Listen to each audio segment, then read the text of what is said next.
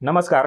मी सर्वांना स्वागत करतो हवामान अपडेट या आपल्या यूट्यूब चॅनलवरती. मी नेताजी जाधव आणि आपण पाहणार आहोत 22 जुलै रोजीचा संपूर्ण महाराष्ट्र राज्याचा हवामानाचा अंदाज. सर्वप्रथम आपण बंगालच्या उपसागराचा जर विचार केला, बंगालच्या उपसागरामध्ये सध्या कोणतंही म्हणजे या मोसममध्ये कोणत्याही चक्रीवादळाची निर्मिती झाली नाही, तरी सुद्धा बंगालचा उपसागर हा अतिशय जास्त प्रमाणामध्ये ऍक्टिव्ह पाहायला मिळतो. काही भागात लो प्रेशर याचबरोबर चक्रकार वाऱ्यांची स्थिती सध्या आपल्याला त्या ठिकाणी पाहायला मिळते. या बंगालच्या उपसागरामुळेच राज्य असेल, याचबरोबर देशभराचा पूर्वोत्तर भारत असेल, बिहार, झारखंड असेल, याचबरोबर पश्चिम बंगाल असेल, या भागामध्ये आपल्याला चांगल्या पद्धतीचा पाऊस सध्या पाहायला मिळतो.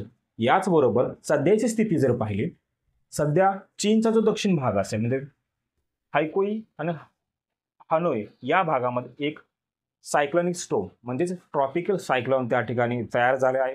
हे ट्रॉपिकल सायक्लॉन येणाऱ्या काही तासामध्ये किंवा उद्या सकाळपर्यंत त्या ठिकाणी लँडफॉल करेल.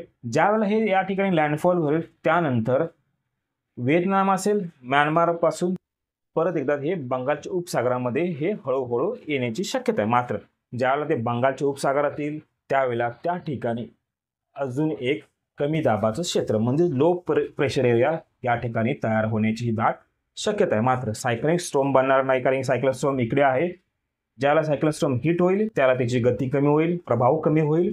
त्याच्यानंतर ज्याला परत एकदा बंगालच्या उपसागरामध्ये येईल, त्याला त्याचं लो प्रेशर एरियामध्ये कन्वर्ट होणार आहे. आणि तो लो प्रेशर एरिया आणि या ठिकाणी जे सध्या असणारं चक्रकार वाऱ्यांची स्थिती, या दोन्ही चक्रकार वाऱ्यांच्या स्थितीमुळे संपूर्ण जो पूर्वोत्तर भारत असेल, याचबरोबर जो पूर्व घाट असेल आणि पूर्वोत्तर भारत, आसाम, अरुणाचल प्रदेश, मेघालय, सिक्कीम, याचबरोबर तसेच पश्चिम बंगाल असेल, ओडिसा असेल आणि दक्षिणपर्यंत चेन्नईपर्यंत हा जो पट्टा असेल, या भागामध्ये पावसाची दाट शक्यता आहे. पाऊस त्या ठिकाणी अतिशय जास्त प्रमाणात वाढणार आहे. वाऱ्याचा वेगही त्या ठिकाणी पाहायला मिळते. याचबरोबर राज्याचा जर विचार केला, राज्यामध्येही मराठवाडा आणि विदर्भ या दोन रिजन्समध्ये पावसाचे जे वातावरण असेल ते चांगल्या पद्धतीचा पाऊस आपल्याला पाहायला मिळण्याची शक्यता येणाऱ्या काही दिवस आपल्याला पाहायला मिळत आहे. सध्याची स्थिती जर पाहिली, सध्या आज दिवसभर विदर्भ असेल, मराठवाड्याचा काही बहुतांश भाग असेल, या भागामध्ये हलक्या मध्यम सरी पाहायला मिळाल्या. कोकणाचा बहुतांश भाग असेल, या भागामध्येही दिवसभर पावसाची रिमझिम चालू आपल्याला पाहायला मिळेल. घाटमाथ्याचा भाग असेल, घाटमाथ्यामध्ये मात्र हलक्या मध्यम सरी आपल्याला पाहायला मिळेल. मात्र जो पश्चिम महाराष्ट्राचा जो मध्यवर्ती भाग असेल, या भागामध्ये मात्र पावसाने दडी मारलेली पाहायला मिळाली आहे. याचबरोबर येणाऱ्या 24 तासामध्ये आज रात्री ते उद्या रात्रीपर्यंत राज्याचा पावसाचा खास करून जर विचार केला, सर्वप्रथम मराठवाड्याचा जर आपण पाहिलं तर मराठवाड्यातील नांदेडचा जो उत्तरेल भाग असेल, किनवट, भोकर, बिलोली, देवरूख हा जो पट्टा असेल, या भागात आज रात्रीही मुसळधार पद्धतीचा पाऊस पाहायला मिळणार आहे व उद्याही त्या ठिकाणी मध्यम, काही ठिकाणी जोरदार स्वरूपाचा पाऊस आपल्याला नांदेडमध्ये पाहायला मिळू शकतं. मुदखेड, कंधार, हदगाव या भागामध्ये हलक्या मध्यम सरी, याचबरोबर लातूरचा संपूर्ण जिल्हा असेल, औसा, लातूर, अहमदपूर, उदगीर, निलंगा याही ठिकाणी जोरदार स्वरूपाचा पाऊस पाहायला मिळणार आहे. लाइटिंग, थंडोसमच्या ऍक्टिव्हिटी म्हणजे विजा कडकण्याची ही दाट शक्यता. याचबरोबर धाराशिवचं पाहिलं, कळंब, उस्मानाबाद, तुळजापूर आणि उमरगा या भागामध्येही हलक्या मध्यम, काही ठिकाणी जोरदार स्वरूपाचा पाऊस आपल्याला पाहायला मिळण्याची ही दाट शक्यता आहे. याचबरोबर पारंडा, बूम या ठिकाणी हलक्या स्वरूपाचा. बीडचा विचार केला, केज, अंबेजोगाई या भागामध्येही हलक्या मध्यम सरी पाहायला मिळतील. याचबरोबर बीडचा जो संपूर्ण पश्चिम भाग असेल, आष्टी, पाटोदा, जामखेड, बीड, माजलगाव, गेवराई या भागामध्येही ढगाळ वातावरण पाहायला मिळणार आहे. हलक्या स्वरूपाचा पाऊस त्या ठिकाणी पाहायला मिळू शकतो. परभणीचा विचार केला, परभणीचा जो दक्षिण भाग असेल, गंगाखेड या भागामध्ये हलक्या मध्यम सरी, तसेच परभणी संपूर्ण जिल्हा, पाथरी, जिंतूर, याचबरोबर गंगाखेडचा उत्तर भाग आणि परभणी तालुका या भागामध्ये ही ढगाळ वातावरण पाहायला मिळणार आहे. हलक्या स्वरूपाचा त्या ठिकाणी पाऊस पाहायला मिळू शकतो. हिंगोलीचं पाहिलं, हिंगोलीचा जो उत्तरचा भाग असेल म्हणजे विदर्भाचा कडचा भाग असेल, कळमनुरी आणि हिंगोलीचा उत्तर भाग या भागामध्ये हलक्या मध्यम सरी, काही ठिकाणी जोरदार सरी. याचबरोबर बसमत असेल, बसमतमध्ये मात्र ढगाळ वातावरण पाहायला मिळेल. तसेच आपण जालनाचा विचार केला, जालनाचा उत्तरेक भाग आणि छत्रपती संभाजीनगरचा उत्तरेक भाग, भोकरदन, सिल्लोड, सोयगाव, कन्नड, खुलदाबाद, औरंगाबाद आणि जालना हा जो पट्टा असेल, या भागामध्ये जो 1 ते 2 ठिकाणी लाइटिंग, थंडरस्टॉर्मची ऍक्टिव्हिटी होणार आहे. त्या ठिकाणी हलक्या मध्यम सरी, 1 ते 2 ठिकाणी जोरदार सरी पाहायला मिळू शकतो. संपूर्ण संपूर्ण भाग असेल, अंबड, परतूर, पैठण, गंगापूर, वैजापूर या भागात जर पाहिलं, या भागात ढगाळ वातावरण, हलक्या स्वरूपाचा पाऊस त्या ठिकाणी पाहायला मिळण्याची दाट शक्यता. याचबरोबर विदर्भाचा आपण जर पाहिलं तर विदर्भाचा जो दक्षिण भाग असेल, बुलढाणा दक्षिण, वाशिम दक्षिण, यवतमाळ दक्षिण, यवतमाळचा उमरखेड, महागाव, पुसद, वाशिमचा वाशिम, मालेगाव, रिसोड आणि बुलढाण्याचा चिखली, सिंदखेड, राजा, लोणार हा पट्टा असेल, या भागामध्येही काही ठिकाणी हलक्या मध्यम सरी व 1 ते 2 ठिकाणी जोरदार स्वरूपाचा पाऊस आपल्याला आज रात्री ते उद्यापर्यंत पाहायला मिळण्याची दाट शक्यता आहे. तसेच बुलढाण्याचा उत्तर भाग असेल, मलकापूर, याचबरोबर नांदूर असेल, जळगाव, जागम, संबरापूर, अकोलाचा संपूर्ण जिल्हा, बार्शी, टाकळी, मूर्तिजापूर, अकोले, तेल्हाटा, अकोट, याचबरोबर वाशिमचा मांगपिरूळ, कारंजा, मनोरा असेल, अमरावतीचा नांदगाव, खंडेश्वर, चांदूर रेल्वे व यवतमाळचा पांढरकवडा, मोरगाव, वणी, दिग्रस, द्वारका हा जो पट्टा असेल या भागामध्येही हलक्या स्वरूपाचा पाऊस पाहायला मिळेल. काही भागात फक्त ढगाळ वातावरण पाहायला मिळू शकतं. तसेच अमरावतीचा उत्तरेचा संपूर्ण भाग असेल, म्हणजे चिखलदरा, दमणी या भागामध्ये मुसळधार पद्धतीचा पाऊस पाहायला मिळणार आहे. उत्तरेचा भाग असेल, चांदूर बाजार, मोर्शी, अचलपूर, अंजना, याचबरोबर बातुगली, तिवसा या भागामध्येही जोरदार स्वरूपाचा पाऊस आपल्याला पाहायला मिळण्याची दाट शक्यता आहे. तसेच वर्धाचा उत्तर भाग, आष्टी, कारंजा, नागपूरचा जो पश्चिम भाग असेल, नवखेड, काटोल हा जो पट्टा असेल त्या भागामध्येही हलक्या मध्यम सरी. वर्धाचा जो दक्षिण भाग असेल, म्हणजे वर्धा, देवकी, हिंगणघाट, संबळपूर, कळंब, बाबुळगाव, राळेगाव हा जो यवतमाळचा उत्तर भाग, वर्धा दक्षिण भाग आणि नागपूरचा मध्यवर्ती भाग, नागपूर, कामठी, मैदा, उमरखेड हा जो पट्टा असेल या भागामध्ये मात्र ड्रायवेत राहू शकतं. काही ठिकाणी फक्त ढगाळ वातावरण पाहायला मिळू शकतं. काही ठिकाणी तुरळक स्वरूपाचा पाऊस पाहायला मिळणार आहे. याचबरोबर भंडारा आणि गोंदिया हा संपूर्ण दक्षिण भाग, पूर्वेकडील भाग असेल या भागामध्ये हलक्या स्वरूपाचा. चंद्रपूरमध्ये संपूर्ण जिल्हा असेल या भागामध्ये, चंद्रपूरमध्येही हलक्या स्वरूपाचा पाऊस पाहायला मिळणार आहे.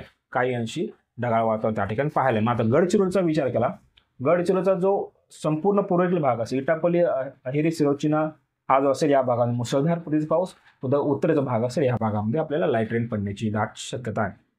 याचबरोबर आपण खांद्याचा जर विचार केला, खानदेशमधील जळगावचा जो पूर्वेकडील भाग असेल, चोपडा उत्तरेचा भाग, चोपडा यावर रावेल, याचबरोबर जामनेर, भुसावळ, आदिलाबाद असेल, चाळीसगाव, बडगाव, पाचोरा हा जो पट्टा असेल या भागामध्ये ढगाळ वातावरण पाहायला मिळणार आहे. हलक्या स्वरूपाचा पाऊस पाहायला मिळेल. मात्र पारोळा, अमळनेर, जावा, जामोद आणि एरंडोल या भागामध्ये ड्रायवेत राहू शकतं. तसेच धुळ्याचं जर पाहिलं, शिरपूर, साक्री आणि धुळे तालुका या भागामध्ये आपल्याला ढगाळ वातावरण पाहायला मिळणार आहे. 1 ते 2 ठिकाणी आपल्याला हलक्या स्वरूपाचा पाऊस पाहायला मिळेल. सिंदखेड राज्याचा जर विचार केला, सिंदखेडाचा विचार केला, सिंदखेडामध्ये मात्र ड्रायवेत राहू शकतं. मात्र ढगाळ वातावरण 1 ते 2 ठिकाणी पाहायला मिळणार आहे.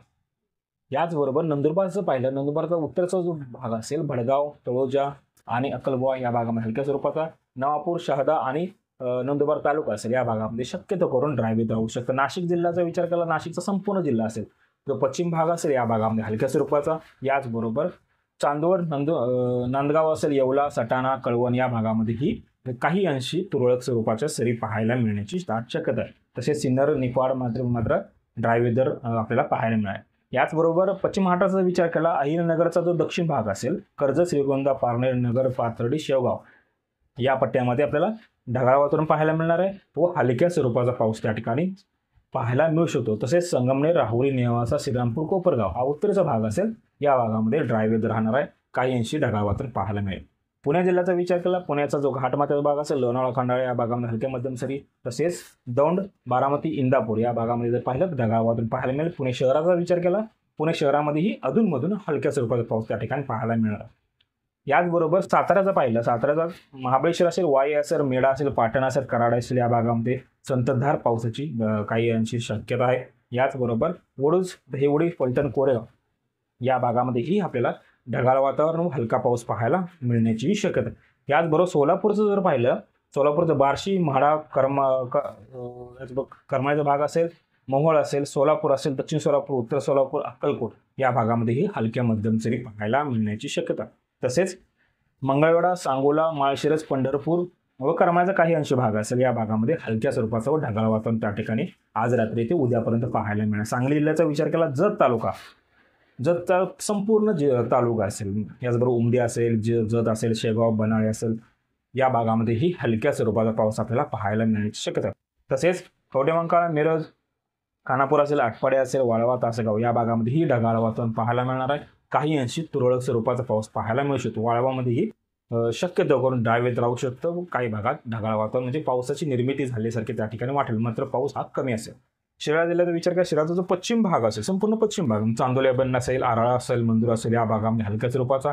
वाटेगाव, कासेगाव या भागात जर पाहिलं त्या भागामध्ये एकदम तुरळक स्वरूपाचा अधूनमधून पाऊस आपल्याला पाहायला मिळणार.